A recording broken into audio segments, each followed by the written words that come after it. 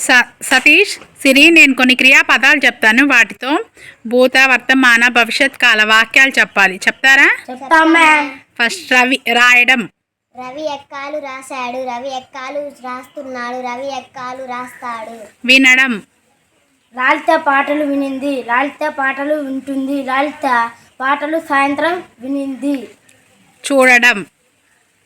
నవీన cinema చూసింది. నవీన cinema చూస్తుంది. నవీన cinema రేపు చూసిద్ది. తినడం. అఖిల్ అన్నం తిన్నాడు. అఖిల్ అన్నం తింటున్నాడు. అఖిల్ అన్నం తింటాడు. సరే. చదవడం. దివ్య పద్యాలు చదివింది. దివ్య పద్యాలు చదువుతూ ఉంది. దివ్య పద్యాలు చదివిద్ది.